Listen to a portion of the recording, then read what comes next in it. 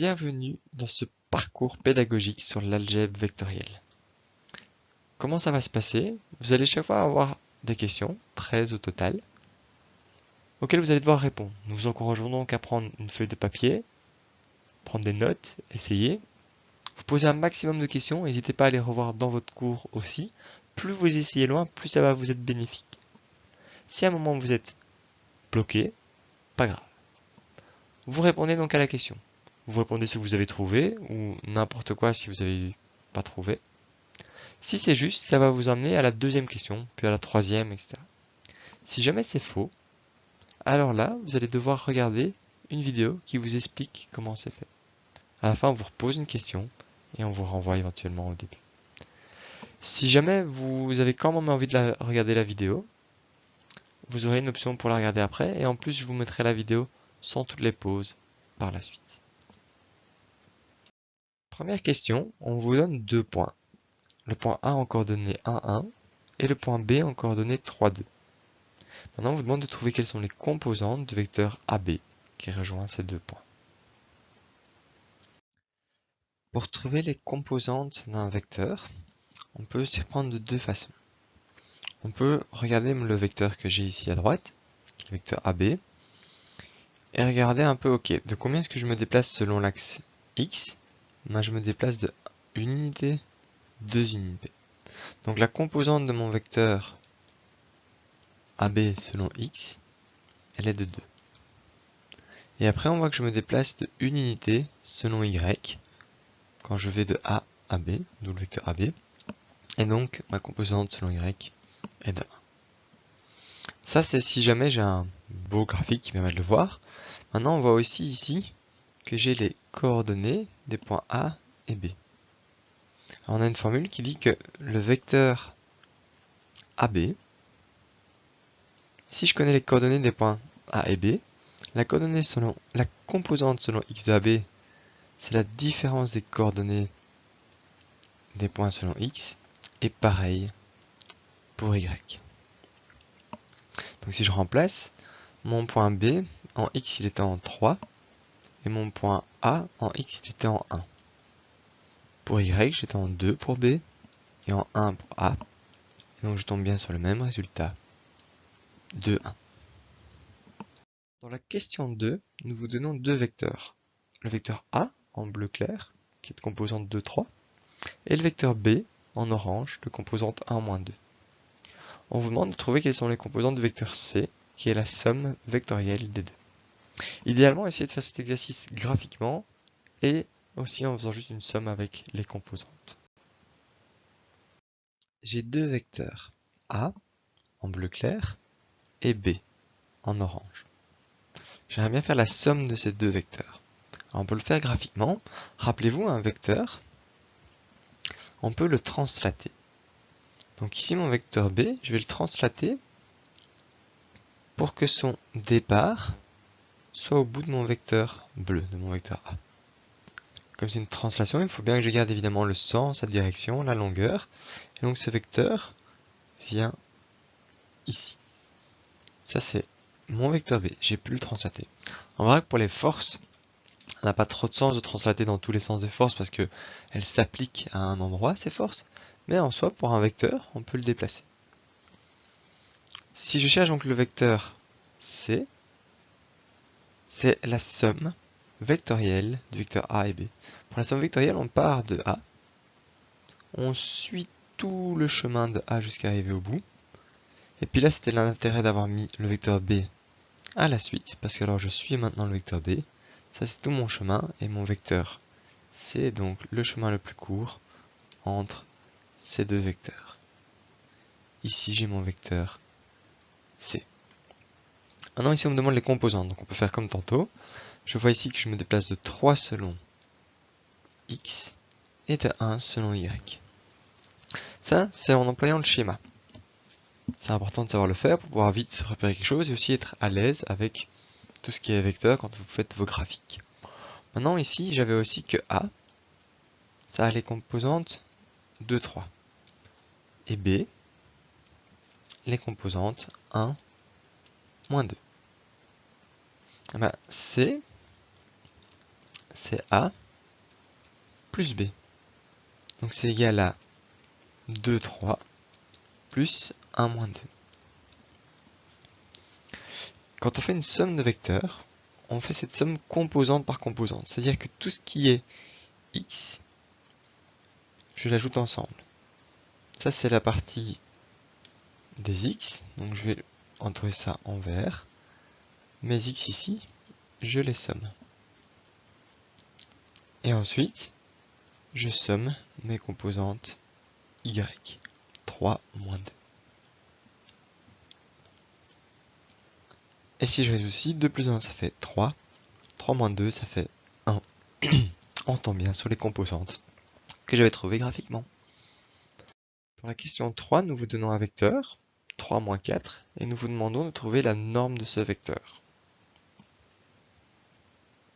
On a vu qu'on pouvait donner les composantes d'un vecteur. Ici, on est chaque fois en 2 dimensions, donc on a 2 composantes, x et y. Maintenant, un vecteur, ça peut aussi être caractérisé par sa norme, sa longueur, son module, son intensité, et une direction, qui va être ici un angle, une direction et un sens. Là, j'ai un vecteur v.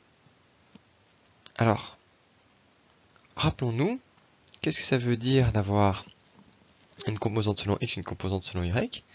Ma composante selon y, x, ça veut dire que mon vecteur, je vais te déplacer de 3 ici, selon x, et de moins 4 ici, selon y. Là maintenant, j'ai un triangle rectangle, et je peux employer Pythagore. Donc dans ce cas-ci, on voit que mon comté rose, qui est la norme de mon vecteur, c'est-à-dire v au carré, est égal à la somme des carrés des autres côtés. Donc si je résous, j'ai v carré égale 9 plus 16. 9 plus 16, ça fait 25. Et moi, ce que je veux, c'est v, la norme. C'est la racine de 25, c'est-à-dire 5. Alors j'en profite pour rappeler que v avec une flèche ou une barre ou en gras, alors je ne sais pas très bien le faire en gras ici à la main, mais voilà, on va essayer de le faire en gras, c'est un vecteur. Alors que la norme, on va l'écrire soit entre 2 barres, soit entre une barre, soit sans flèche. Donc ici, en dessous, quand j'écrivais v carré, c'était bien la norme au carré. Alors là, c'était mon cas précis. Maintenant, essayons de généraliser cette formule-ci. On voit qu'en fait, ma norme, ça va être égal à la composante selon x ici, au carré, plus la composante selon y ici au carré, donc moins 4 au carré. Et puis bon, normalement c'est v carré, mais ici je vais tout de suite le passer pour avoir la racine. J'avais donc dit vy ici au carré. Hop, ça c'est la formule de ma norme.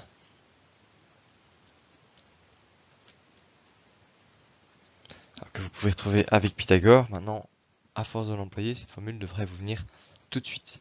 La norme, je prends le carré de la composante selon x, j'ajoute à ça le carré de la composante selon y, et je prends sous la racine. Pour la question 4, vous avez un vecteur v qui a une longueur de 4 et qui fait un angle de 40 degrés avec l'horizontale. On vous demande donc quelles sont ses composantes selon x et y. Dans cet exercice, on vous demande l'inverse de l'exercice précédent. C'est-à-dire que dans le précédent, on avait les composantes et on vous demandait de trouver la norme. Ici, on a déjà la norme. La norme, c'est v égale 4. Et on vous donne aussi un angle avec l'horizontale de 40 degrés. Et on vous demande de tomber sur les composantes. Donc si j'écris v ainsi, j'ai vx et vy. On vous demande de trouver ces vx et vy. Graphiquement, mon vx, ça va être un vecteur qui vient ici. Et mon vy, un vecteur quelque part ici. Comment puis-je faire cela? J'ai de nouveau un triangle rectangle. Alors, rappelez-vous de vos formules. On a par exemple SOHCAHTOA. si j'emploie SO, c'est-à-dire que le sinus d'un angle que je choisis, ici je vais choisir mon angle de 40 degrés, que je vais appeler alpha, est égal au côté opposé, donc par rapport à mon angle, ça c'est le côté opposé, sur l'hypoténuse. L'hypoténuse c'est le plus grand des côtés du triangle rectangle, elle est là. Donc si je remplace ceci, j'ai sinus de alpha, qui est égal à l'opposé, c'est-à-dire Vy, sur V. Mon but est d'avoir juste Vy. Pour ça, j'aimerais bien ne plus avoir de divisé par V en dessous.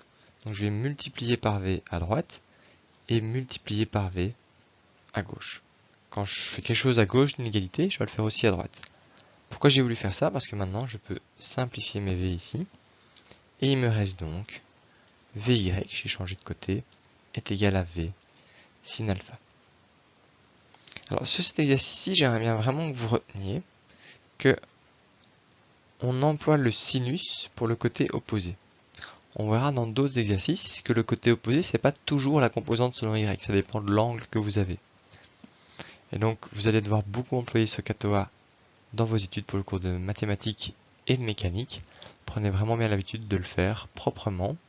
Et retenez so katoa, sinus c'est l'opposé sur l'hypoténuse, et pas que le sinus c'est l'y, etc. On peut faire la même chose pour Vx. Pour Vx, je vais employer K. Pourquoi? Simplement parce que ici j'ai le cosinus d'alpha, c'est l'adjacent, et le côté adjacent c'est celui-ci. Adjacent. Pourquoi est-ce que c'est le côté adjacent? Premièrement c'est le seul côté qui reste, on a déjà l'opposé ici, on a déjà l'hypoténuse là, donc il me restait que l'adjacent. Maintenant c'est aussi, adjacent ça veut dire à côté, c'est le côté qui est à côté de mon angle alpha. Alors pourquoi c'est pas l'hypoténuse? Parce que l'hypoténuse c'est déjà un côté spécial. Donc ici je vais avoir l'adjacent sur l'hypoténuse, c'est-à-dire que mon cosinus d'alpha est égal à Vx sur V. Et donc, si je refais la même chose avec les V de l'autre côté, j'ai Vx qui est égal à V cos alpha. Là j'ai mes deux formules. Maintenant je vous laisse le soin de remplacer ceci dans votre calculette. C'est-à-dire qu'ici donc pour Vy, j'aurai 4 fois sinus de 40 degrés. Je vous laisse taper ça dans votre calculette, voir si vous avez la réponse qui est attendue ou pas. Sachant que si vous n'avez pas la bonne réponse, c'est qu'il y a de fortes chances que votre calculette soit en radians au lieu d'être en degrés. Faites très attention à ça. C'est vraiment une source d'erreur classique. Il suffit d'être prudent. Si vous avez du mal à employer votre calculette, n'hésitez pas à venir nous trouver en cours quand on vous explique cela. Donc ici, vous devriez tomber sur 2,57. Dans le cours, de manière générale, on va vous demander d'être précis à 2 chiffres après la virgule. Si on ne précise rien, c'est une bonne habitude. Pour Vx, cette fois-ci c'est le cosinus, et on tombe sur 3,06. Vous voyez que trouver précisément ces chiffres-là sur le graphique n'aurait pas été aisé. Par contre, évidemment, ça vaut la peine de vérifier cela. On voit que sur l'on Y, j'ai ici une unité, 2 unités, et on monte à 2, ok, on arrive plus ou moins à la moitié, 2,5, 2,6, ça a l'air correct. Et selon X, on a bien 1, 2, 3 et un petit peu, 3,06, ça semble aussi correct. Toujours penser à vérifier vos résultats. C'est l'avantage d'avoir un graphique précis. Cette fois-ci, pour la question 5, on part dans l'autre sens. C'est-à-dire qu'on vous donne la norme du vecteur, longueur 4, qui fait un angle de 40 degrés, mais cette fois-ci avec la verticale. Du coup, quelles sont ses composantes selon X et Y? Cet exercice est semblable au précédent. Il faut juste faire un peu attention au sens et à l'angle qu'on a. Alors j'insiste, il y a plusieurs manières de le faire. Il y a une manière dont j'ai brièvement parlé, qui consiste à employer d'autres formules, en prenant ici non pas un angle de 40 degrés, mais un angle de 130 degrés. Je ne vais pas vous présenter cette méthode-là, mais si vous y arrivez avec la méthode où on prend un angle de 130 degrés ou n'importe quelle autre méthode, tant mieux. On ne vous impose pas une méthode tant que vous avez une méthode qui marche.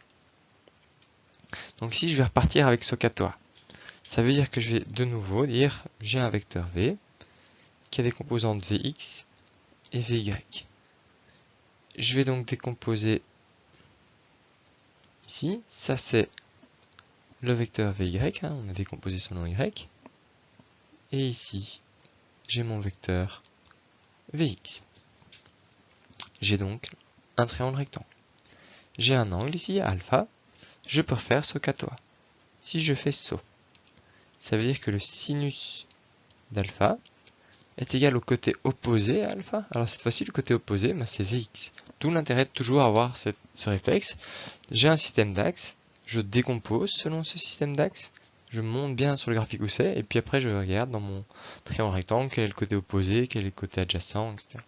Le côté adjacent, opposé, c'est Vx, l'hypoténuse c'est V. Et donc j'ai que Vx est égal à V sin alpha. Si vous vous souvenez de l'exercice précédent, dans le précédent, x était lié au cosinus.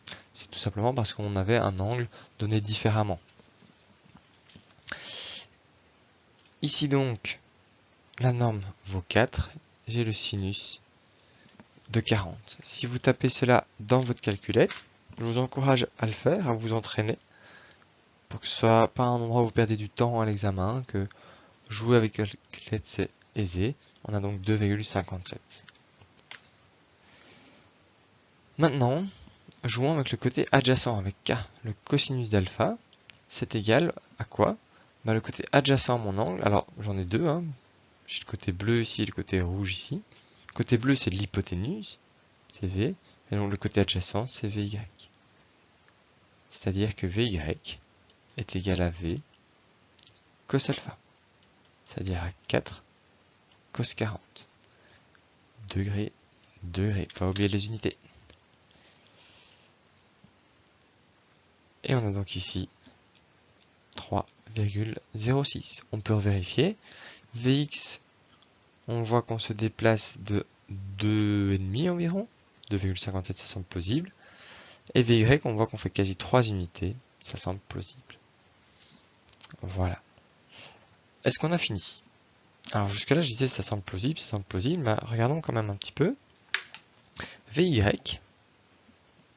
quand je regarde dans mes composantes, donc ici, si je remplace mon Vx par 2,57, ok, et mon Vy par 3,06, ok. Ça, ce vecteur, si je le dessinais, disons que je pars, partons d'ici, tiens. Partons d'ici. Si je dessine, je me déplace de 2,57 vers la droite. 1, 2, on va dire et demi ici, manque de feuilles. Et de 3 vers le haut. 1, 2, 3. Et donc ce sera un vecteur comme ceci. Or ce vecteur, on voit bien, il n'a rien à voir avec l'autre, il va typiquement dans le mauvais sens. Donc là, attention avec cette méthode SOHCAHTOA. SOHCAHTOA, c'est une méthode pour trouver des côtés dans des triangles rectangles. Mais qui dit triangle rectangle dit qu'on parle de longueur. Ça n'a pas de sens d'avoir de longueur négative. Or ici, on parle de composante d'un vecteur, il y a une idée de direction, de sens. Comme on a une idée de direction, de sens, il faut bien faire attention que ces nombres peuvent être positifs ou négatifs. Là, mes calculs vont toujours me donner des nombres positifs. Donc revenons sur le schéma et regardons. Vy qui va dans le sens positif, il monte vers le haut. L'axe des Y monte vers le haut, il est positif. Donc si j'avais bien plus 3,06. Par contre, Vx, il est dans le sens opposé à l'axe des X. On va vers des valeurs de plus en plus petites. On était à 3, on passe à 2, à 1. Il va donc être négatif. On se déplace de 2,57 vers la gauche. Attention donc quand vous faites ça, toujours bien vérifier vos résultats, pas juste en termes de longueur, mais aussi en termes de direction.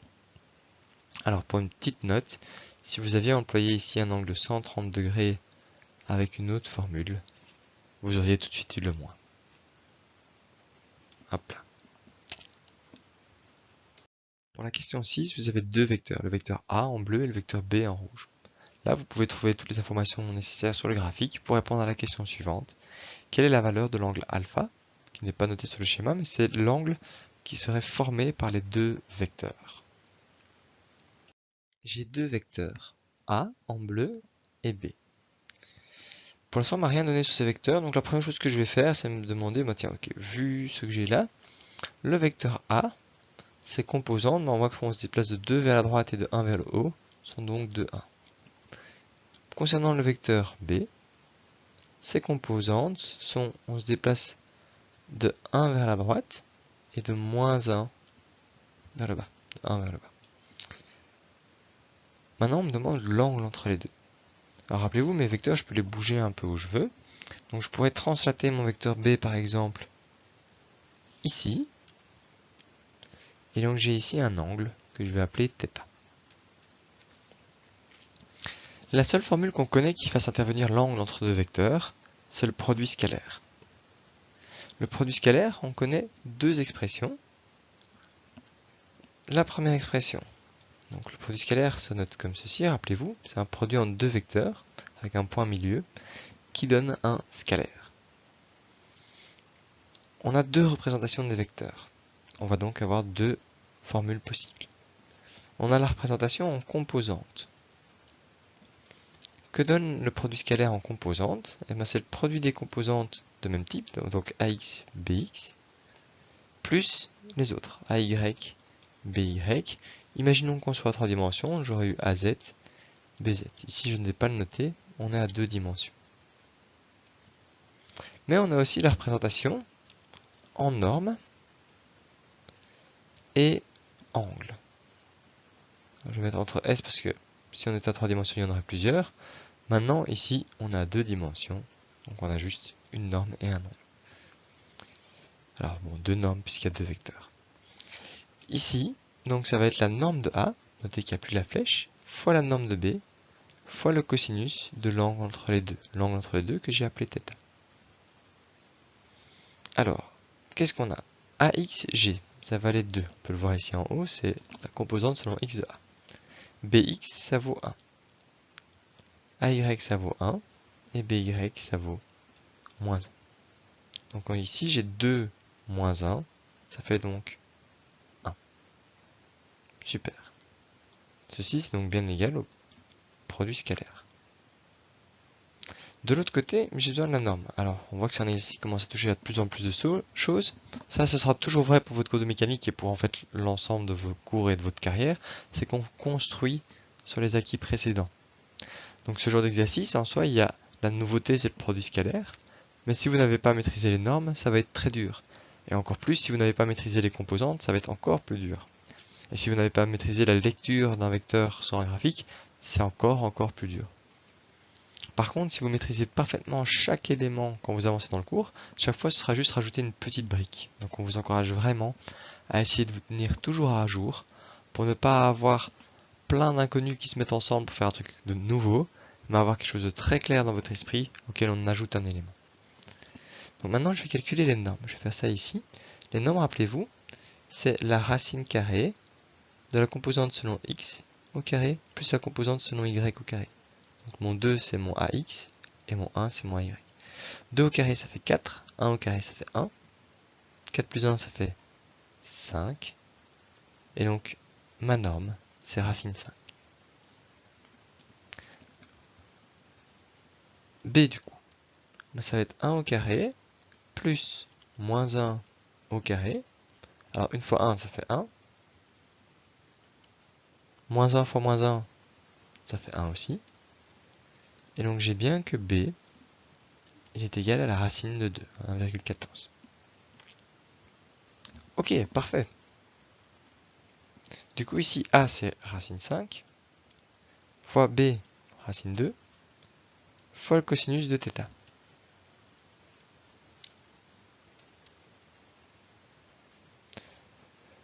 Maintenant si j'ai une égalité comme ça en trois parties, ça veut dire que ce que j'ai à gauche, donc racine 5 fois racine 2, ça fait racine 10, fois cosinus de θ, est donc égal à 1. Ma partie gauche est égale à la partie du milieu, qui est égale à celle de droite. Donc ce qui est à gauche et à droite, c'est égal. Maintenant, mon but, ça va être d'isoler cosinus θ. Pour ça, je vais enlever le racine 10. Pour l'enlever, je devrais diviser par racine 10. Si je le fais à gauche de l'égalité, je dois le faire à droite de l'égalité. Ainsi, je peux enlever à gauche et il me reste juste cos θ égale 1 sur racine 10. Maintenant, ce que j'aimerais bien faire, c'est enlever ce cosinus. Pour l'enlever, je vais prendre la fonction inverse, qui est cos moins 1, qui s'appelle aussi l'arc cosinus, à quelques détails près que vous verrez en maths. Encore une fois, si je fais un cos moins 1 à gauche, je fais un cos moins 1 à droite. Et donc, qu'est-ce qui me reste? Cos moins 1 de cos, c'est justement la fonction pour tuer le cosinus, donc il me reste juste le θ. Mon angle est égal à quoi? Au cos moins 1 de 1 sur racine 10. Ceci, je vais le taper dans ma calculette. Si vous ne savez pas comment faire ça, cherchez sur internet, demandez à des amis, il y a bien quelqu'un dans votre classe qui doit savoir comment faire, ou demandez à votre prof à la fin d'un TP. Et donc ici, je trouve que j'ai un angle de θ qui vaut 71,57 degrés.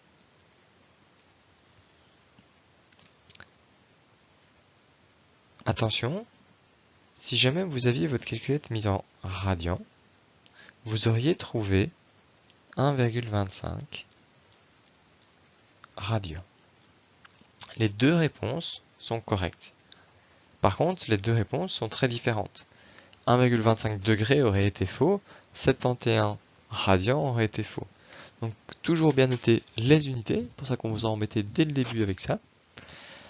Et aussi bien faire attention au mode dans lequel se trouve votre calculette. Ce serait trop bête d'avoir des problèmes en méga, parce qu'on vous demande un angle en degrés, et vous venez de passer un examen de mathématiques où vous avez dû passer votre calculette en radians. Faites donc attention. On n'oublie pas la dernière étape très importante, la vérification. 71 degrés, je regarde sur mon schéma. Bon, c'est pas être très précis, mais on voit en tout cas que je suis relativement proche de 90 degrés. Donc 71 degrés, ça semble plausible. On va s'arrêter là. On vient de voir le produit scalaire. Voyons donc dans la question 7 un cas concret du produit scalaire. C'est-à-dire si vous avez une force qui est constante, on peut exprimer le travail de cette force en disant que c'est le produit scalaire entre cette force et un vecteur déplacement. Donc si on vous demande, voilà, vous avez trois cas, chaque fois une voiture qui se déplace vers la gauche. Dans le cas A, la force est appliquée vers la droite. Dans le cas B, vers la gauche. Dans le cas C, vers le bas. Pour chacun de ces cas, on vous demande, est-ce que le travail est positif, plus grand que 0, négatif, plus petit que 0, ou nul, est-ce qu'il vaut 0? J'ai une voiture. Dans trois cas, dans tous les cas, elle se déplace vers la gauche, donc un vecteur qui s'est déplacement orienté vers la gauche. Et j'ai des forces qui agissent différemment dessus. Par exemple, le premier, ça pourrait être les forces de frottement sur les roues, ou une voiture qui essaye de faire marche arrière ou quoi, mais plutôt les forces de frottement sur les roues. Dans ce cas-là, j'ai donc le produit scalaire entre F et D. Alors rappelez-vous, si je fais les normes, ça c'est égal à F fois D fois le cosinus de l'angle entre F et D. Alors mon angle entre les deux, il est là. J'ai un angle ici de 180 degrés. 180 degrés, ça fait moins 1. Donc j'ai moins F fois D. J'ai donc quelque chose qui est plus petit que 0. C'est négatif. En effet, ma force, elle est opposée en direction au déplacement. Et rappelez-vous, le produit scalaire, ça dit à quel point deux forces vont dans le même sens. Si elles vont dans le même sens, c'est positif. Si elles vont dans des sens opposés, c'est négatif. Et si elles sont perpendiculaires, elles vont pas du tout dans le même sens, mais enfin ça n'a même pas de sens de parler de sens. Alors on a un produit scalaire qui est nul. Ici c'est le travail. Typiquement, si ma voiture se déplace vers la gauche, le travail de mes forces de frottement, ici par exemple, est négatif. Ça veut dire que ça va diminuer l'énergie de la voiture. Rappelez-vous, travail c'est des joules. L'énergie c'est aussi des joules. Il y a un lien entre les deux. Ici, mes forces de frottement, elles s'opposent au mouvement. Ça diminue l'énergie de ma voiture. On dit que le travail est négatif. Dans le cas du milieu, cette fois-ci, imaginons que quelqu'un pousse la voiture. Par exemple, elle est à l'arrêt, on la pousse. Je peux refaire donc produit scalaire fois d. Ça veut dire f fois d fois le cosinus. Et cette fois-ci, on est vraiment dans le même sens et dans la même direction. J'ai un angle de 0 degré. Cosinus de 0 degré, ça fait 1. Donc j'ai juste f fois d. Et on voit ici que c'est positif. Si ma voiture se déplace dans un sens et que je la pousse dans ce sens-là, je vais augmenter son énergie. Je vais fournir un travail qui est positif. Ma force est vraiment utile au déplacement. J'augmente l'énergie cinétique de mon véhicule. Enfin, si on regarde le dernier cas, par exemple ici, ce pourrait être la force exercée par la gravité sur la voiture. Par rapport au déplacement que fait ma voiture, ici j'ai F produit scalaire avec D qui vaut F fois D fois cosinus. Et voilà, on voit que j'ai un angle.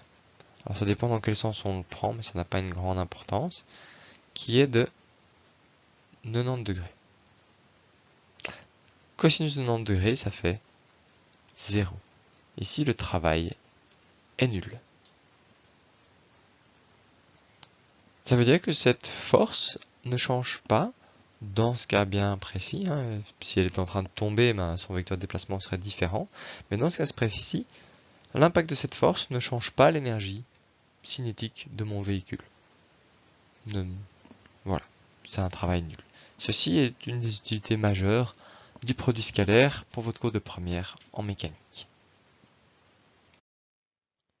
Nous avons vu que dans le produit vectoriel, on devait choisir une convention de sens, c'est-à-dire que donne le produit vectoriel de x et y. Nous travaillons dans une base directe, c'est-à-dire que le produit vectoriel de x avec y doit donner le vecteur z. Sachant cela, vous voyez ici que vous avez le vecteur x qui a été placé, l'axe x a été placé, l'axe y a été placé, l'axe z a été parfois placé, mais chaque fois il m'en manque un des trois. Le manquant doit être placé sur le petit cercle que vous voyez en bas à gauche chaque fois. Par exemple, dans le premier, il manque l'axe z. Cet axe, est-ce qu'il sort ou est-ce qu'il rentre dans la feuille? Pareil pour le deuxième et pareil pour le troisième. Est-ce que l'axe est sortant, rentrant? On vous demande de dessiner le vecteur du troisième axe. On peut définir une base, donc un ensemble d'axes, de plusieurs manières. En soi, vous pourriez choisir un peu de manière arbitraire dans quelle direction va x, y et z. On a discuté au cours qu'avoir des axes orthogonaux, c'est-à-dire perpendiculaires, c'était une bonne idée. Pourquoi c'était une bonne idée? Simplement parce que ça nous permettait, chaque fois qu'on décompose un vecteur, de faire apparaître des triangles rectangles. Alors que si on faisait une décomposition avec des axes qui ne sont pas perpendiculaires, on a des triangles qui sont quelconques, et on doit employer Pythagore généralisé, ça devient beaucoup moins chouette. Ça, c'est pourquoi c'est orthogonal. Maintenant, on est arrivé au moment du produit vectoriel. Dans le produit vectoriel, c'est intéressant de savoir, voilà, si j'ai un vecteur produit vectoriel avec un autre, ça donne un troisième vecteur qui est toujours perpendiculaire aux deux premiers. On va donc devoir choisir un sens pour ce vecteur. Est-ce qu'il va aller vers le haut, vers le bas? Est-ce qu'il va rentrer dans la feuille, sortir de la feuille? On choisit donc une base qu'on appelle directe, c'est-à-dire qu'on définit, voilà, c'est un choix. Si je prends un vecteur de base, donc on pourrait appeler ça aussi l'axe, si je prends le vecteur selon l'axe x, que je fais un produit vectoriel avec le vecteur selon l'axe y, ça va me donner un vecteur selon l'axe z. Si ça vous aide, vous pouvez retenir qu'on choisit l'ordre alphabétique. X, Y, ça donne Z. Et ceci est cyclique. Alors une manière de retenir le cyclique, c'est de se dire que si j'écris X, Y, Z et que je réécris X, Y, si je vais de gauche à droite, ça va être positif. X, produit vectoriel avec Y, me donne Z. Y, produit vectoriel avec Z, me donne le suivant, c'est-à-dire X. Et on a donc Z avec X qui me donne Y. J'ai juste lu de gauche à droite. Par contre, si je lis de droite à gauche, c'est ce qu'on appelle un produit anticommutatif. Si je vais dans l'autre sens, et donc si au lieu d'avoir X produit vectoriel avec Y donne Z, si je fais Y produit vectoriel avec X, ceci me donne toujours une direction dans Z, mais le sens est inversé. J'ai moins un Z. Donc là, c'est important. Le produit vectoriel de X, Y donne z, mais le produit vectoriel de y avec x donne moins z. Et ainsi de suite pour les trois autres. Ceci, c'est aussi une base qu'on appelle dextrogir, c'est-à-dire qu'elle respecte la règle de la main droite. Et en physique et dans tous vos cours, on va quasi travailler 100% du temps avec des bases qui respectent la règle de la main droite. La règle de la main droite, vous l'avez ici à droite. Alors il y a plusieurs variantes. Moi j'aime bien celle-ci, qui dit on met les vecteurs dans l'ordre. C'est-à-dire le premier vecteur que j'ai, je le mets sur mon pouce, le premier doigt. Donc par exemple, je pourrais mettre x sur mon pouce. Ensuite, je tends l'index comme si je voulais tirer avec un fusil avec ma main. Vous pouvez vous baser sur l'image à droite. Et je mets le deuxième vecteur, y. Mais le résultat du produit vectoriel du premier vecteur avec le deuxième, par exemple, le produit vectoriel de x avec y, va aller sur mon majeur. Mon majeur que je tends aussi bien perpendiculaire aux autres, comme si j'avais un système d'axes à 3 dimensions. Sachant cela, si on vous donne deux axes, vous devez être capable de trouver la direction du troisième axe. Je m'explique.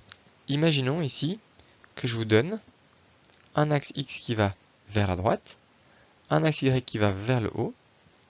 Alors on sait bien que z ici, là je vais avoir l'axe z, puisque c'est celui qui me manque, j'ai x, y qui me manque z. Mais du coup, est-ce qu'il va rentrer dans la feuille ou sortir de la feuille? Ici, essayons. Je sais bien que je dois avoir x, y, z. C'est-à-dire que je dois avoir un x, produit vectoriel avec un y, qui me donne z. Je vais donc mettre x sur mon pouce. Donc voilà, je mets mon pouce ici, qui va dans la direction du vecteur x. Ensuite, je vais mettre y sur mon index. Donc y ici vient sur mon index. Je tends maintenant mon majeur, et là vous allez voir, je vous encourage vraiment à le faire en même temps que moi, quitte à mettre la vidéo sur pause. Là vous allez voir que votre majeur, qui doit donc se trouver ici, il pointe vers vous. On a donc un vecteur, ici, sortant, il sort de la feuille. Ceci, ça se note un point dans un cercle. Essayons le suivant. J'ai toujours ici x et y. Donc je vais avoir le produit vectoriel entre x et y qui me donne z, comme c'est une base directe. Je vais donc faire quoi? Je vais donc mettre mon pouce selon x, puisque c'est le premier. Je vais mettre mon index selon y. Et là, vous allez voir, faites-le, vous mettez le pouce vraiment selon l'axe x, l'index vraiment selon l'axe y. Vous allez voir que votre majeur, il va rentrer dans l'écran. Si ça rentre dans l'écran, donc ici j'ai mon majeur, j'ai un vecteur entrant ou rentrant. Ceci se note une croix dans un cercle. Alors, d'où vient cette notation avec un point et une croix? Moi, j'ai une méthode pour le retenir. C'est d'imaginer qu'un vecteur, c'est une flèche, mais une jolie flèche, avec une belle pointe comme ceci, et ici un empennage.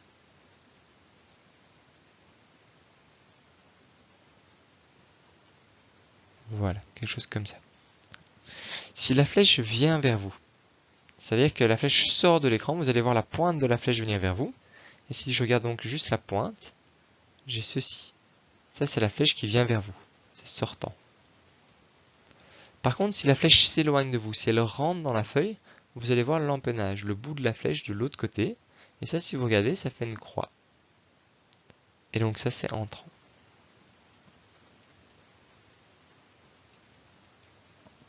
Voilà, ça c'est les conventions de vecteurs que vous devez connaître, évidemment. Faisons le dernier. Alors le dernier, on voit que j'ai l'axe x et z. Alors là, il y a plusieurs manières de s'en sortir. Soit vous prenez vos doigts, c'est assez dur à expliquer sur une feuille, mais et vous vous rappelez que, tiens, tantôt, qu'est-ce qu'on faisait? On mettait chaque fois le pouce selon x, l'index selon y, et le z selon le majeur. Et donc, si vous voulez, vous écrivez un x sur votre pouce, y sur votre index, z sur votre majeur.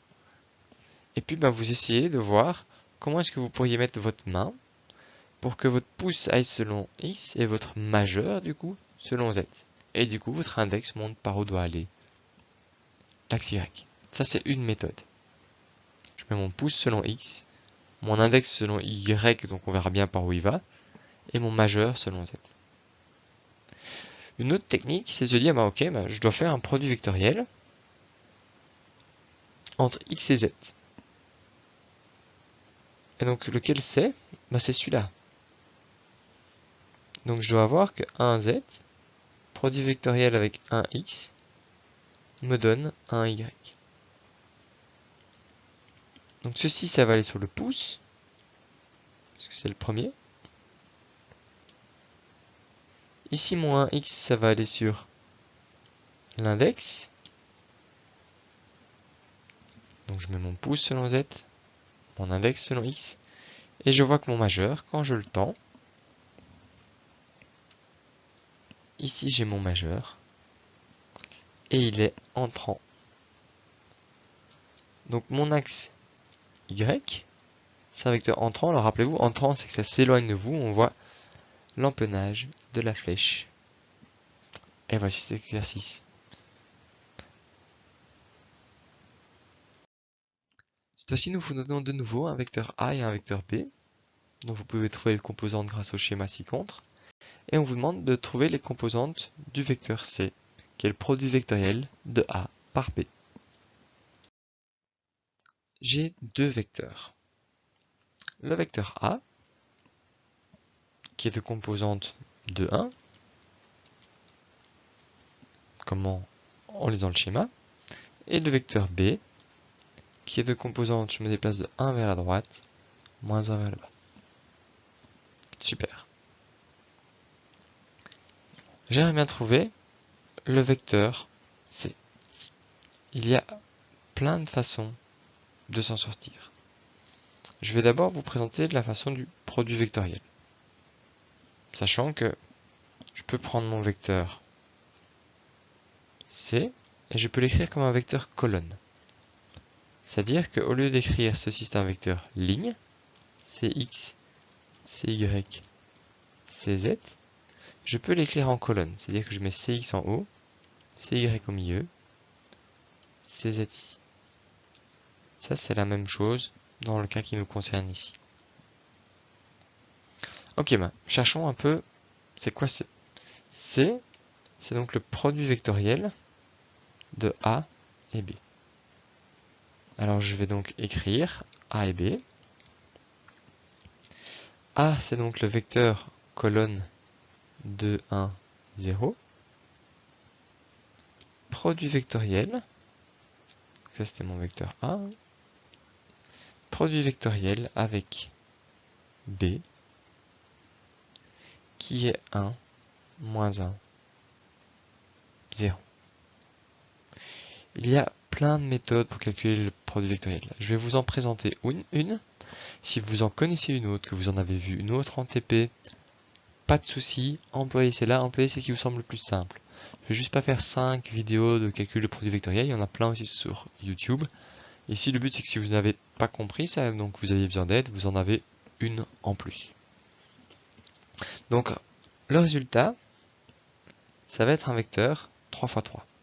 Un vecteur colonne 3 composantes. Ici, on aura la composante selon x, ici la composante selon y, et ici la composante selon z. Alors, la méthode que j'emploie, que vous pouvez trouver sur Wikipédia par exemple aussi, c'est que je me dis d'accord, je vais regarder ce qu'il y a dans cette ligne-là. Regardez, je barre tout ici. Et puis je fais ce qu'on appelle un produit croisé. C'est-à-dire, je vais faire ici 1 fois 0, 1 fois 0, et puis je repars ici dans l'autre sens. Je fais vraiment une croix, comme ça, tac, tac, tac. Moins 0 fois moins 1. Alors notez que quand je reviens ici, il y a chaque fois un moins qui sort. Passons maintenant à la ligne suivante. Je pars ici, voilà, je veux m'intéresser à cette ligne-ci. Alors on voit que pour mon produit croisé, il manque quelque chose là. Donc qu'est-ce que je vais faire? Je vais recopier les lignes du dessus. Vous vous souvenez, tantôt j'avais écrit x, y, z, et j'avais recommencé x, y. Ici c'est la même chose, x, y, z, et là j'ai x. De l'autre côté aussi. Donc je refais mon produit croisé. Ici j'ai 0 fois 1, Et quand je remonte, j'ai un moins. Moins 2 fois 0. Vient la dernière partie. On va prendre de l'orange. La partie qui m'intéresse, c'est celle-ci. Alors là, encore une fois, il faut que je réécrive le suivant. Donc je vais réécrire le 2, je vais réécrire le 1 maintenant. Je vais réécrire le moins 1 et je refais un produit croisé. 2 fois moins 1, moins 1 fois 1. Si je résous tout ceci, en haut ça fait 0 moins 0, ça fait 0. Puis 0 moins 0, ça fait 0. Et ici j'ai 2 fois moins 1, ça fait moins 2, moins 1. Donc ceci me donne un vecteur. Alors attention, le produit vectoriel ça donne bien un vecteur. 0, 0, moins 3. Que je peux aussi écrire par exemple 0, 0, moins 3. Alors vous voyez que ce vecteur, il va selon l'axe Z. Axe Z qui, rappelez-vous l'exercice précédent, pour avoir une base directe, viendrait comme ça vers vous. Ça c'est une méthode pour calculer le produit vectoriel, où on a évidemment besoin de 3 composantes. Même si ici mes vecteurs A et B, je les avais d'abord donnés à 2 composantes, je les ai agrandis pour dire ok, je suis en 3 composantes. Donc si mon vecteur de 1, bah, s'il ne va pas selon Z, c'est qu'il est en 0 selon Z, c'est ce que j'ai fait juste avant. Et ici aussi. Quand on a quelque chose comme ça, on peut aussi parfois dire que c'est moins 3 dans la direction Z, fois le vecteur de base unitaire Z. Ça, c'est une méthode pour trouver. Qu'est-ce que ça veut dire ce moins Z? Ça veut dire déjà quoi un vecteur qui va selon Z? Pourquoi ça va selon Z? Ça va être l'axe de rotation. Pour ça, je vous invite à voir le slide suivant. On vient de voir que j'avais un produit vectoriel qui me donnait un vecteur, moins 3 dans la direction Z. Qu'est-ce que ça représente? Pourquoi est-ce qu'on a un vecteur là? Alors très souvent cette année-ci, vous allez vous retrouver avec des produits vectoriels quand on regarde des rotations. Typiquement, si j'ai une clinche de porte, on va regarder le moment de la force. Le moment de la force, c'est si j'ai une force F ici, ça va être le produit vectoriel de ce qu'on va appeler la distance entre le point de rotation et le point d'application de la force. Donc le vecteur AP, produit vectoriel AP avec F. Ceci, ça va me donner un vecteur, puisque c'est un produit vectoriel. Qu'est-ce qui représente ce vecteur? Il va représenter l'axe de rotation et le sens de rotation. Reprenons-le. Ici, mon produit vectoriel, ça va suivre la règle de la main droite. Donc ça veut dire que je mets ceci sur le pouce, F sur l'index, et j'ai donc le résultat sur le majeur. Faites-le, donc je mets AP sur mon pouce, F sur mon index, n'hésitez pas à interrompre la vidéo, et je vois que du coup, mon vecteur M, il rentre dans la feuille. Je vais le dessiner ici. Ça, c'est mon vecteur M. Ceci, c'est l'axe de rotation. Ça veut dire qu'on va tourner autour de ça. Vous voyez qu'on tourne autour de cet axe. Si je l'avais dessiné comme ça, mon axe, là, je tournerais autour de mon axe. Je pourrais dessiner des axes, voilà, où je tourne autour. Si j'ai un axe là, je peux tourner aussi autour comme ça. Mais ici, comme c'est un axe qui rentre dans la feuille, je tourne autour, ainsi. Ça, c'est pour l'axe. Maintenant, j'ai un sens. En soi, je peux tourner de deux façons autour. Je pourrais tourner ainsi, ou je pourrais tourner dans l'autre sens. C'est là que vient l'intérêt de ne pas juste donner une direction, mais un sens. Alors là, on peut encore employer une règle de la main droite, soit on emploie la règle du tire-bouchon, c'est-à-dire que vous imaginez que vous êtes en train de visser un bouchon dans le sens du vecteur. Donc là, vous voyez que mon vecteur il rentre dans la feuille, imaginez que vous êtes en train de visser un bouchon qui rentre dans la feuille, comme si vous vouliez visser quelque chose sur votre feuille. Vous allez voir que vos doigts ils tournent naturellement dans le sens du tire-bouchon, c'est-à-dire ainsi.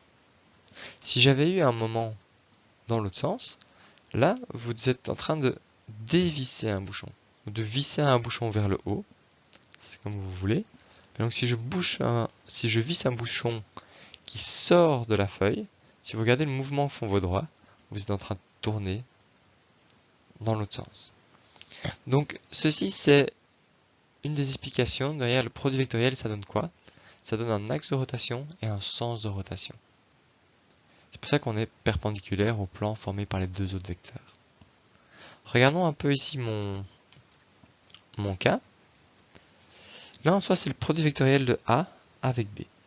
Alors je peux faire une translation de B, hein, rappelez-vous, je vais le mettre ici. B. Bah, imaginons, si c'était le cas, que ce soit un moment de force. Imaginons que ici B c'est une force et A c'est une distance. Et donc ici j'ai le manche de ma clinge par exemple. Hop, là j'ai ma clinge. Et je pousse avec une force vers le bas. Ça veut dire qu'on s'attend, si je pousse ma clinge vers le bas, à ce que je tourne comme ça. Ben, regardons un peu. C c'est moins 3 selon Z. Alors maintenant vous êtes des pros, vous savez que je dois avoir un X produit vectoriel avec un Y égale un Z hein, dans les bases directes. Donc je mets X selon le pouce, Y selon l'index. Z, si vous regardez votre majeur, il sort de la feuille. D'accord? Le pouce selon X, l'index selon Y, je tends mon majeur, je vois qu'il sort de la feuille. Et donc mon axe Z, il est comme ça. Du coup, le vecteur C, ici.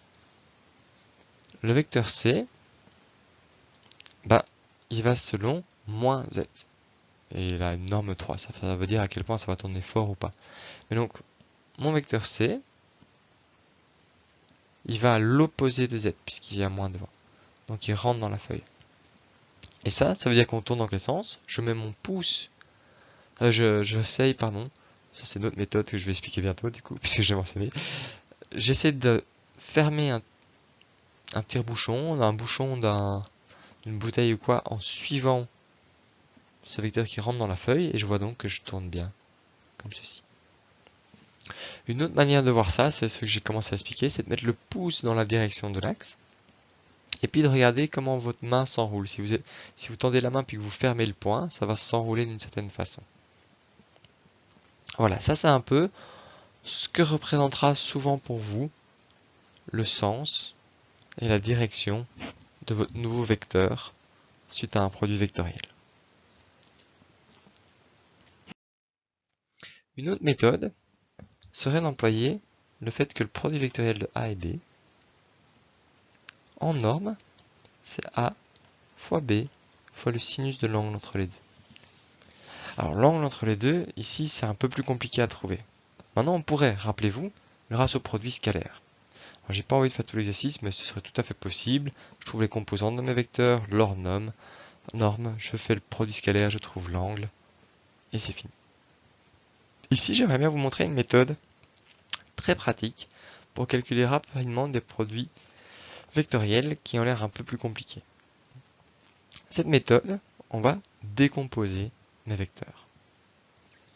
Je vais décomposer mon vecteur selon X et selon Y, et pareil pour B.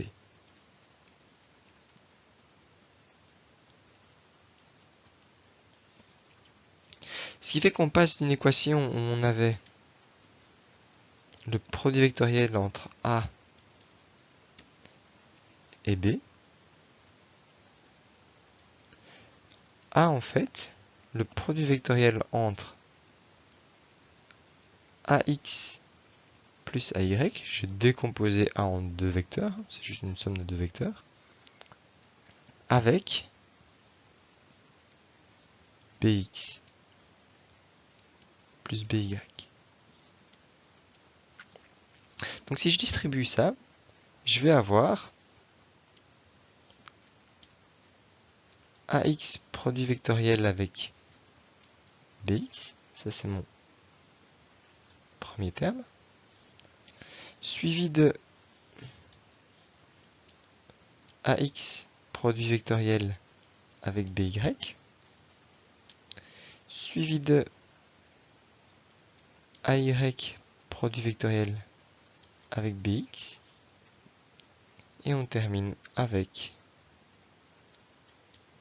AY, produit vectoriel BY. Ce qui fait que, pour l'instant, ça donne l'impression que j'ai un peu complexifié les choses, mais c'est juste pour vous montrer qu'on peut le faire. Après, on verra qu'on va aller beaucoup plus vite. Je vais y aller terme par terme maintenant. Rappelez-vous, c'est quoi en fait cette formule ici un peu écrite en haut? Ça nous explique que le produit vectoriel, ça va être regarder à quel point deux vecteurs sont perpendiculaires. En effet, si j'ai un vecteur A ainsi et un vecteur B ainsi, l'angle entre les deux vaut 0 degré, et donc leur produit vectoriel vaut 0. J'ai mis un vecteur parce que c'est le vecteur 0. C'est 0 en x, 0 en y, 0 en z. Si par contre, en fait je vais le laisser ici, pardon. Je vais vite le refaire. Si A va comme ça, et hop.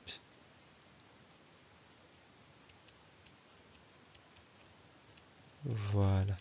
Si par contre je fais le produit vectoriel de A et B, où A est ainsi et B est perpendiculaire, θ vaut 90 degrés. Et rappelez-vous, sinus de 90 degrés, ça fait 1. Ou moins 1. Ça, on en reparlera après. Par contre, donc, A produit vectoriel avec B, ça va donc faire A fois B fois le sinus, qui vaut 1 ici. Et donc, si j'ai deux vecteurs qui sont perpendiculaires, le produit vectoriel, ça revient juste à faire un produit des normes. Point, c'est fini.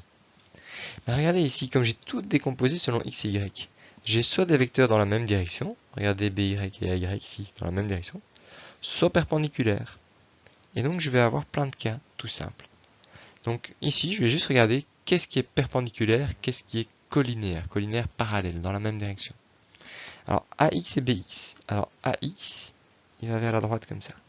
Et BX, il va vers la droite comme ça. Donc là, ils vont dans la même direction. Ça fait 0. AX. AX, il va vers la droite comme ça. Et BY, il va vers le bas comme ça. Ça, c'est perpendiculaire. On y reviendra après. J'ai AY. AY qui va par où? Il va vers le haut. Et j'ai BX, il va vers la droite. Chaque fois pour ça, je regarde sur mon schéma. C'est perpendiculaire, j'y reviens après. Et puis on a AY vers le haut, BY vers le bas. Ah, là, cette fois-ci, on est parallèle. Ça veut dire qu'ils sont collinaires. Ça veut donc dire que l'angle vaut 0. Enfin, ici, vaut 180 en fait. Mais sinus de 180, ça fait 0. Donc vous voyez qu'ici, ça donne l'impression que j'ai complexifié. J'avais que deux vecteurs. Là, finalement, j'en ai 4. Donc ça me fait 4 produits, 4 sommes, pardon. Mais au final, j'en ai deux qui valent 0. Reste à faire les cas perpendiculaires que j'ai laissé un peu en suspens. Alors, rappelez-vous, ici à droite, j'ai écrit A fois B. Vous voyez ici, tout simplement. Mais ça, en fait, c'est une grosse erreur ce que j'ai écrit là. À gauche, j'ai un produit vectoriel, ça doit me donner un vecteur. À droite, j'ai pas de vecteur. Donc ça, ce que j'avais donné, c'est juste la norme. Or, ici, moi, je veux un vecteur. Alors, on sait bien que si mon produit est dans xy, mon résultat, il sera d'office selon z. Vous pouvez regarder, hein, si je mets mon pouce dans la direction x, mon index dans la direction y, hein, rappelez-vous avec ça, si je mets mon pouce selon x, mon index selon y, bah alors j'aurai mon résultat qui sera d'office selon z. Chaque fois que j'ai un produit vectoriel dans x, y, le résultat est selon z. La question, c'est est-ce qu'il va être selon plus z ou moins z? Est-ce qu'on va tourner dans ce sens-là ou est-ce qu'on va tourner dans ce sens-là si on est dans un moment de force? Mais ici, regardons. J'ai un axe x ici vers la droite, là. Un axe y vers le haut. Donc mon axe z, il doit sortir comme ça. Ça veut dire quoi? ça veut dire que si je regarde un tire-bouchon qui sort, le sens positif de rotation va être celui-ci. C'est-à-dire, voilà, si j'ai plus Z, ça veut dire que je tourne par là. Si j'ai moins Z, je tourne dans l'autre sens. Alors, regardons un peu ici comment je tourne. Ici, j'ai mon vecteur A. Et on peut imaginer, moi c'est comme ça que j'aime bien l'imaginer, que le vecteur BY vienne pousser sur le bout de la flèche. Vous voyez, j'ai mon AX qui est ici, et j'ai un vecteur qui vient pousser sur cette flèche. Ça veut dire que ma flèche, elle va bouger comme ça. Ça veut dire que je suis en train de tourner ainsi. Si je tourne ainsi, ça veut dire que je vais contre le sens de rotation. Ça veut dire que je vais avoir quelque chose de négatif ici. Par contre, pour AY, j'ai une flèche qui est comme ceci. Et je pousse ici d'une certaine façon. Donc ça veut dire que ma flèche va tourner comme ça. Je tourne dans ce sens-là. C'est opposé à mon sens de rotation. Je tourne comme ceci alors que le plus va dans l'autre sens. C'est donc aussi négatif. Et donc je vais encore avoir un moins. Alors, je vais le mettre en couleur pour qu'on voit un peu mieux. Moins. Et moins quoi? Ben moins AX fois BY ici. Et là AY fois BX. Remplaçons cela par des valeurs. Ça me fait donc moins AX. Alors AX, on voit que c'est 2 de longueur. Et BY, on voit que c'est 1 de longueur. Alors attention, ici, je parle juste de la norme, de la longueur du vecteur. Je me suis déjà occupé des signes, en regardant comment ça allait tourner. Maintenant, regardons AY. Moins donc AY, ça fait 1, fois BX, ça fait 1. Ça fait donc moins 2, moins 1, ça fait moins 3, 1Z. On tombe sur le même résultat. Alors là, j'ai pris longtemps pour expliquer, mais ce que vous devez vraiment retenir ici, c'est que si vous prenez le réflexe de prendre vos vecteurs et de les décomposer selon x et y, il y aura toujours des cas qui se simplifient. C'est-à-dire x et x, ça fait 0, c'est dans le même sens. Y et y, 0 dans le même sens. Donc j'aurai juste ici AY fois BX et AX fois BY. Et comme j'ai des beaux angles de 90 degrés, je ne dois pas me casser la tête à trouver l'angle qui aurait entre le vecteur A et le vecteur B. Est-ce que ça fait 60, quelque chose? J'ai tout de suite sinus de 90 qui vaut 1, sinus de 0 qui vaut 0. Donc ça me simplifie très fort tout ce qui est angle. Par contre, il faudra faire attention au sens de rotation. Est-ce que je tourne dans le sens que je vais définir positif? Et donc ça, on va vous demander de chaque fois d'écrire sur votre schéma quel est le sens positif et négatif. Souvent, comme on va mettre l'axe X par ici et l'axe Y par là, l'axe Z va sortir, et donc mon sens positif sera celui-ci. Voilà. C'est la première fois qu'on le fait, ça va mettre du temps à rentrer, mais vous allez voir, on va faire ça toute l'année. J'espère que vous avez compris. Sinon, n'hésitez pas à réécouter, réécouter, à essayer de le faire aussi vous-même pour que ça finisse par rentrer. Nous avons vu que nous pouvions décomposer une force. Par contre, en fait, décomposer une force, ça demande un peu plus d'attention que ce que nous avons fait jusqu'à présent. En effet, ici nous vous demandons de décomposer cette force, seule, sans savoir ce qui l'entoure, pour que, quoi qu'il arrive, si on prend un produit vectoriel entre quelque chose et cette force, ou une autre chose et la force x et la force y, on arrive exactement au même résultat. Pour ça, on va vous demander de faire des décompositions précises. Ici, on vous en propose 3, lesquelles sont bonnes ou mauvaises. Nous avons une force F, qu'on a décomposée selon Fx et Fy. Imaginons que cette force, plus tard, va être employée pour un produit vectoriel. On ne sait pas encore avec quoi. Mais on aimerait bien que, peu importe avec quoi on l'emploiera, ça donnera le même résultat. C'est-à-dire que je peux décomposer ma force en toute quiétude, et peu importe si je fais avec un vecteur par rapport à un point ou quoi, si je fais un produit vectoriel, ça donnera le même résultat. Pour ça, il faut absolument qu'on garde la notion de point d'application, ou plutôt de ligne d'action d'une force. C'est-à-dire que votre force doit toujours absolument quand on la décompose, avoir un croisement entre les trois, qui est identique, une intersection entre x, y et la force de base. Ici, c'est bon, par exemple. Mon intersection, elle est là. Ici, j'ai aussi une intersection, elle est là. C'est bon. Et donc, en fait, si on allait plus loin, si j'ai une force F, je pourrais la décomposer ainsi. J'ai bien une intersection commune. Alors, je ne vais pas vous démontrer pourquoi. Si vous voulez, on peut en discuter après un cours si ça vous intéresse. Mais sachez que c'est assez important pour éviter les erreurs, de bien toujours décomposer nos forces, comme ça pour qu'elles se croisent toutes à un endroit quand vous décomposez un vecteur. Du coup, celle-ci est juste, et celle-ci est fausse.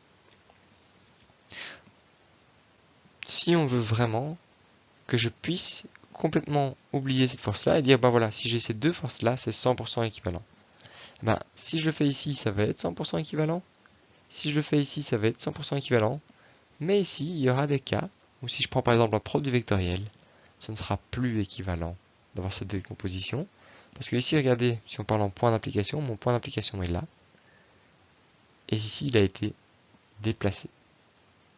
Alors qu'ici, on a toujours bien des points d'application qui restent sur ma force de base. Voilà. Donc faites bien attention, retenez juste que vous avez droit à deux types de décomposition. Celle-ci, et pas celle en triangle rectangle. Celle en triangle rectangle, elle peut vous aider pour faire SOHCAHTOA, pour trouver fx, fy. Mais si vous devez faire des produits vectoriels, et donc à partir de maintenant, quand vous décomposez, faites toujours la méthode 2 ou la méthode 3. Si vous avez besoin de faire un triangle rectangle, à la limite, faites plutôt des petits pointillés comme ça pour vous aider. En disant, voilà, là il y aura fy, c'est la même distance que le vecteur là. Mais essayez vraiment de décomposer vos forces ainsi et d'éviter ce genre de notation. À présent, nous vous demandons, voilà, voici un point P et une force F. On vous demande de calculer le moment exercé par cette force F par rapport au point P, ainsi que le bras de levier. Vu les exercices précédents, ceci ne devrait pas vous poser trop de problèmes. Donc, le moment de force, donc le moment de la force F par rapport au point P, ça va se noter comme ceci, c'est le vecteur qui relie le point P au point d'application de la force. Par exemple, ici. Je vais appeler ce vecteur R. Produit vectoriel avec la force. Alors en fait, et c'est par définition du produit vectoriel, mon vecteur R, ce n'est pas important qu'il aille au point d'application. Ce qui est important, c'est qu'il tombe sur la ligne d'action de la force. La ligne d'action, c'est qu'est-ce qui se passe si je prolonge ma force F. D'un point de vue du produit vectoriel, que je fasse mon vecteur R ici, ou ici, ou ici, ou ici, ça donnera toujours la même chose. Mais oui, rappelez-vous, un produit vectoriel entre R et F, ça va donner la composante perpendiculaire aux deux. Et vous voyez, ici, si j'ai ce vecteur-là, la composante perpendiculaire, c'est celle-ci. Celui-ci, la composante perpendiculaire, c'est celle-ci. Celui-ci, la composante perpendiculaire, c'est celle-ci. Et ainsi de suite. Mais du coup, en fait, comme la composante perpendiculaire est celle qui nous intéresse le plus, ce serait beaucoup plus intelligent de tout de suite prendre cette composante-là, que je vais appeler la composante perpendiculaire. Et ceci, ça a un nom, c'est le bras de levier, BDL, pour bras de levier. Alors là, j'en ai même fait un vecteur, tant qu'à faire, sur mon schéma. Ça va donc être mon bras de levier, produit vectoriel, avec F. Ça veut donc dire que mon bras de levier ici, il a quelle longueur? 1. F, il a quelle longueur? 1. Alors pour l'instant, on ne travaille pas trop avec les unités, mais donc attention, F, ce seront des newtons. Ma longueur, ce sera des mètres. Du coup, ici, il faudrait donner des unités. Par exemple, on pourrait dire que ceci correspond à 1 mètre, mais aussi à 10 newtons, par exemple. Voilà, ici pour l'instant on fait juste des exercices un peu plus algébriques. J'ai décidé de ne pas mettre d'unité, mais ça va venir très vite, ne vous en faites pas. Donc là pour l'instant je fais 1 fois 1 fois le sinus de 90 degrés. Mais bon, puisque j'ai déjà pris le bras levier qui est par définition perpendiculaire, sinus de 90 degrés, ça fait 1. Et donc ici a priori j'ai un moment de force qui vaut 1. Mais attention, ceci c'est un scalaire, c'est un nombre, avec une unité normalement. Or moi je veux un vecteur, parce qu'il faut me dire à quel point, si jamais j'avais une clinche, par exemple, pour reprendre mon exemple de l'autre fois, qui était ici, à quel point ma force la ferait tourner. On voit que la force elle va faire tourner mon vecteur par là. Si j'imagine la force qui pousse le vecteur, donc je vais tourner dans ce sens-ci. Or, rappelez-vous, on avait dit que le sens positif, ça allait être celui-ci. Et donc ici, j'ai un produit vectoriel selon xy, donc il va aller selon z. Et on voit qu'on tourne dans le sens qui est positif. Si je fais tout le tour, hop, on voit bien que je suis dans le sens positif, donc ça va être plus 1, z. Donc ici, j'ai bien un produit vectoriel avec un bras de levier de longueur 1, une force de longueur 1 ici. Ils sont bien perpendiculaires, donc ça je vais juste faire le bras de levier fois la force, 1 fois 1, et je vérifie le sens dans lequel on tourne. Une autre manière de vérifier dans le sens dans lequel on tourne, c'est la règle de la main droite.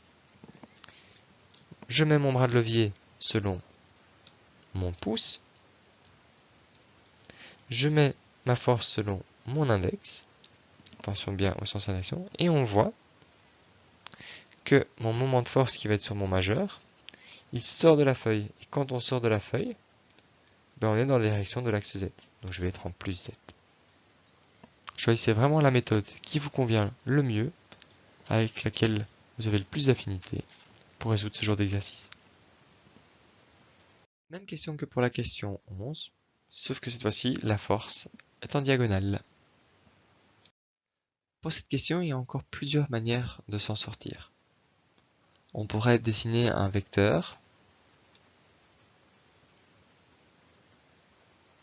R qui vient sur la ligne d'action. Par exemple là, ou là, ou là, etc.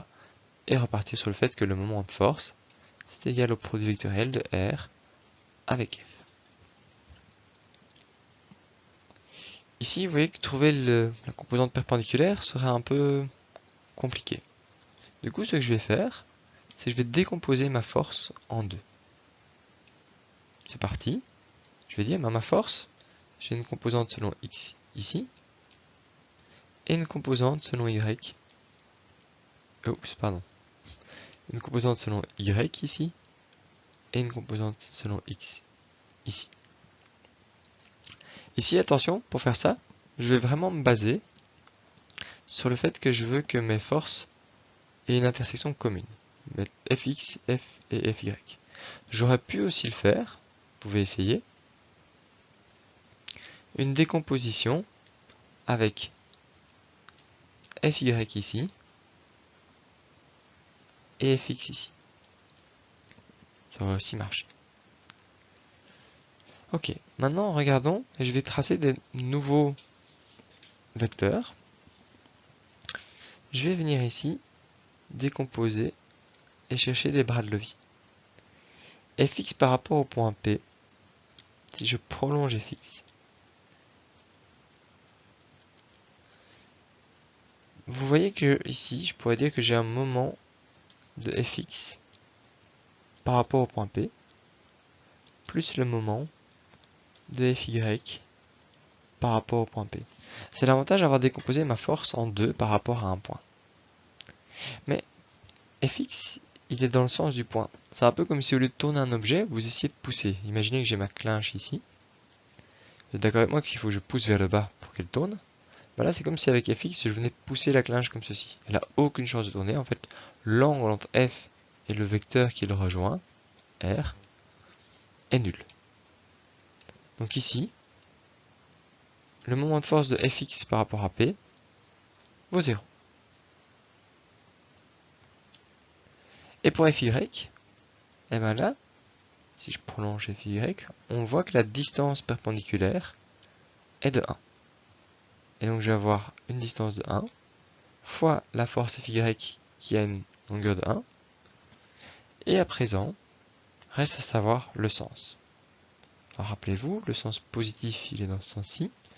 Là, cette fois-ci, mon point P est là. J'ai donc une distance ici, R, et une force qui pousse vers le bas. On voit que je tourne dans le sens ainsi.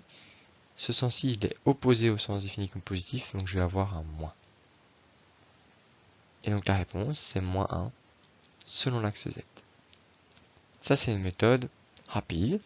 Maintenant, il y a aussi moyen de refaire le produit vectoriel, où je mets mon pouce dans cette direction-ci, puisque c'est mon R. Je mets mon index dans cette direction-ci, c'est mon Fy. Et si je fais ça, on voit tout de suite que mon majeur va rentrer dans la feuille majeure. Et ça, c'est mon moment. Or, mon axe Z, lui, il sort de la feuille. Donc, je suis opposé à l'axe Z, j'ai donc moins Z. Voici pour cette question. Une autre manière, ça aurait été de passer en composante, et c'est reparti. Ici, nous vous demandons, à partir des composantes à 3 dimensions, alors faites attention, hein, on a fait plein d'exercices à 2 dimensions, mais vous devez être capable de faire les produits scalaires, tout ça à 3 dimensions, produits vectoriels aussi. Et il n'y aura pas toujours des graphiques pour vous aider, donc ici on vous demande de le faire une fois le produit vectoriel brut entre deux vecteurs sans les représenter. Donc, le produit vectoriel entre A et B. On va employer la méthode que je vous avais présentée l'autre fois, sachant qu'il y en a d'autres. Il y a par exemple la méthode du déterminant, la méthode gamma. Il y a aussi des méthodes qui n'ont pas de nom, tout simplement, ou dont je ne connais pas le nom. Moi, je vais vous présenter ma méthode. Qui est de dire, ok, donc j'ai le vecteur A, qui est 1, 2, 3. Produit vectoriel avec le vecteur B, qui est 4, 5, 6. Et ceci, c'est égal à donc un vecteur colonne, avec, comme j'ai dit, ici c'est X, ici c'est Y, et ici c'est Z. Allez surtout pas me sommer ça, c'est 3 composantes différentes. Pour la première partie, ben voilà, je veux ce qui est dans cette ligne-là. Donc je vais faire le produit en croix. 2 fois 6, moins, puisque je remonte, 3 fois 5. Parfait, maintenant la deuxième ligne. Tac. Mais là je vois que j'ai plus de quoi continuer. Je recopie donc la première ligne. 1 et 4. J'ai donc 3 fois 4, moins 1 fois 6. Il me reste la troisième ligne à faire. Il me manque des chiffres, je les recopie donc. 1 fois 5, moins 2 fois 4. Ceci est donc égal à 2 fois 6, 12, moins 15. 3 fois 4, 12, moins 6. Et 5, moins 8. Ça fait donc moins 3, 6, moins 3. Ceci est mon vecteur C, que je peux donc écrire moins 3, 6, moins 3. Ou encore, moins 3 dans la direction X, plus 6 dans la direction Y, moins 3 dans la direction Z. Toutes ces réponses sont bonnes. Celle-là, celle-là, celle-là. Évitez juste de me dire que ça fait moins 3 plus 6 moins 3, ce qui fait 0. Ça c'est archi faux, c'est des composantes. On est bien dans des vecteurs, on a plusieurs dimensions. Ceci conclut cette vidéo. Voilà, vous êtes arrivé au bout de ce petit parcours, j'espère que ça vous a plu. C'est un peu les premières fois qu'on fait ça, ou du moins que je fais ça. Donc n'hésitez pas à nous faire des retours s'il y a des choses que vous aurez aimé que ça se passe différemment. Voilà, n'hésitez vraiment pas. Comme ça on s'améliore. On fait ces vidéos vraiment pour vous, pas pour nous. Et donc ça nous intéresse d'avoir du retour. Si vous avez réussi à faire tous les exercices du premier coup, tant mieux. Passez vraiment alors aux exercices supplémentaires, vous êtes bien parti. S'il a fallu écouter de temps en temps la vidéo, n'hésitez pas à revenir sur cette vidéo de temps en temps. Je vais la mettre à part, sans les parcours pédagogiques dedans, avec les questions obligatoires. Comme ça, vous pouvez la re-regarder, juste pour avoir des rappels et de l'information, sans refaire vraiment le test où vous devez avoir le maximum pour avoir vos points bonus. Je vous souhaite une bonne étude. Accrochez-vous. On va employer énormément les vecteurs, ça doit vous sembler le plus aisé possible pour entamer la suite. Toute cette matière-là, elle sera donc interrogée à tout ça. C'est beaucoup plus proche que ça n'en a l'air. Bonne étude, bon boulot et au plaisir de vous voir en classe.